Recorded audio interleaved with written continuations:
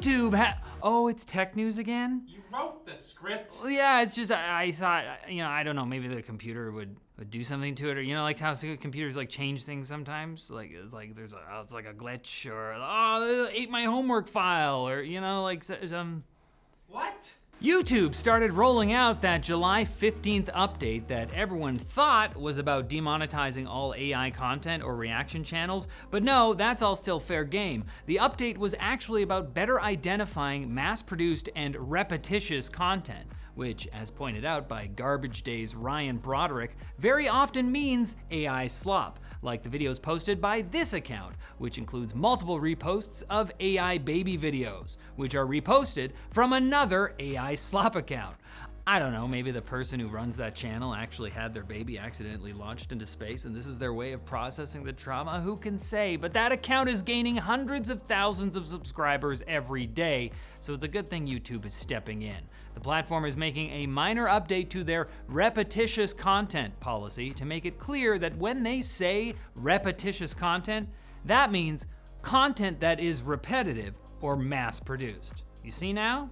When they said repetitious, they meant repetitive. Why do we have both of those words? And to make it extra clear that we're talking about repetitious content, they're renaming the policy from the repetitious content policy to the inauthentic content policy. I think an AI wrote this. Great news, guys, another company is jumping on the anti-spam bandwagon too, and hilariously, it's Meta. They gave an update on their efforts to combat spam, which they originally announced in April. Since then, they've taken action on around 500,000 spammy accounts and took down around 10 million profiles impersonating notable people and brands, which is impressive because Facebook doesn't seem to have gotten better at all. XAI says that Grok won't do that whole Mecha Hitler thing anymore, or check to see what Elon said before giving its opinion on controversial topics following some tweaks to the chatbot's system prompt.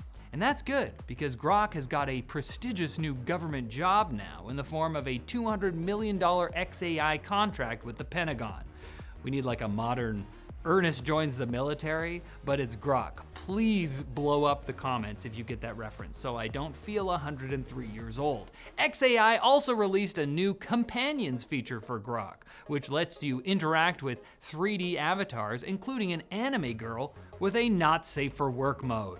Grok's Twitter account advertised how that avatar, Annie, can speak Japanese, leading at least one person to ask the important question of how this will help Japan have more children, something that's very important to Elon, or it used to be, as Grok admits this might even exacerbate the issue. But at least we're all done with the Hitler thing, so. Valve has delisted hundreds of adult-only games from Steam after updating its developer rules to include a ban on content that may violate the rules and standards set forth by Steam's payment processors, which traditionally do not have genitals. So it makes sense. Payment processors.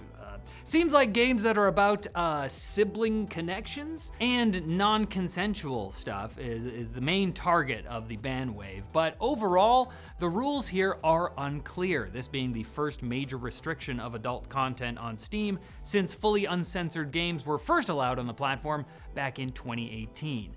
Now, it's not necessarily related, but another big factor contributing to content gating like this is the UK's Online Safety Act going into effect earlier this year, which has led Reddit to announce it will now verify the age of its UK users and has forced other platforms into putting age checks in place by the end of this month.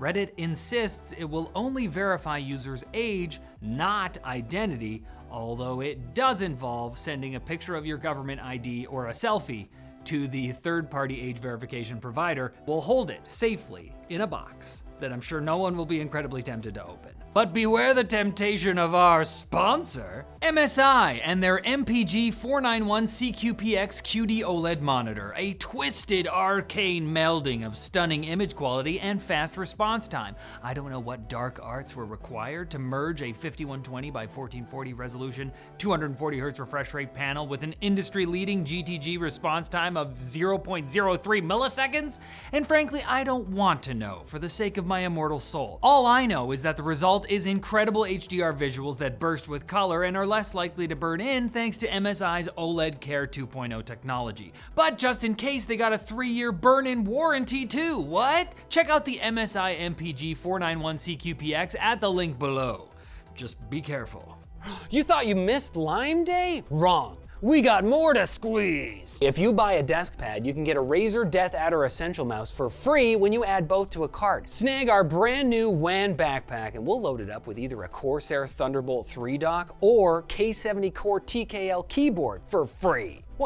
Save $15 on our iconic double wall vacuum insulated water bottles. And best of all, you get free shipping on every order over $175 US if you're shopping from the US and every order over 250 Canadian dollars if you're shopping from anywhere else. So hurry, visit lmg.gg/lime, the clock's ticking, okay? Look, I didn't want to do 2 sponsor spots, but I'll make it up to you by doing the quick bits, which I was already going to do anyways. Xbox games previously only available on console can now be streamed to the Xbox PC app, but only by Xbox insiders with a Game Pass Ultimate subscription and only for games that they own, by which I mean games that they have purchased a license to use, which could be revoked at any time. This is pretty cool, and also yet another reason no one needs an actual Xbox console. Microsoft's mad that people keep buying them. They're saying, oh, stop that, get a PS5, it's better. Google is updating search with upgraded models in AI mode and the ability to call businesses on behalf of all users in the US. This might seem familiar to you if you remember Google Duplex, a feature of Google Assistant announced at the I/O conference in 2018. The audience loved it, but like Google Glass, it was a little ahead of its time. Now it's 2025, and Google is also adding AI summaries to news stories in the home feed of the Google app on iOS and Android, helpfully feeding you AI slop before you've even searched anything. So I think the time is right. The US appears to be lifting restrictions on the sale of AI chips to China, according to NVIDIA, who claimed the government has assured them that licenses will be granted. Good luck. And AMD also said, oh yeah, us too. Yeah, we're count us in. Commerce Secretary Howard Lutnick confirmed that this is all part of the trade deal with China in exchange for exports of rare earth minerals to resume. Although with Lutnick's track record, he may totally just be guessing. It is part of the China deal. I think that's what they were saying. Major global automaker Stellantis is ending development of its hydrogen-powered vehicles because the infrastructure and technology just pose too many problems to solve compared to EVs. Even considering how cool it would feel to be driving around a tiny wheeled version of the Hindenburg. And even though that would still probably be safer than stepping foot in a Cybertruck. And a YouTuber is facing the possibility of paying fines or going to jail for up to 3 years for covering Android handhelds, which apparently constitutes promoting pirated, copyrighted materials by the Italian government. The YouTuber, Once Were Nerd, who is from Italy, which you can tell by the way that his shirt is, had officials show up at his home in April and seize more than 30 Android consoles made by companies like Anbernic. Anbernic? I don't know. The issue appears to be that many of these handhelds sometimes come with micro SD cards pre-filled with copyrighted ROMs, which is piracy, but I mean, come on, an Italian pirate? What would that even sound like? Yar, mi matissimo. Prepare to waka the plank after you taste me mommy's spicy meatballs. Like, they'd give you a good last meal first. Hey, that was the last meal of this episode, but thankfully, in all likelihood, you will still be alive on Friday. So come on back for more tech news, and hey, maybe I'll whip up some of me mama's spicy meatballs too, you know. Just for me though, because this is a video. Mark, you can have some too.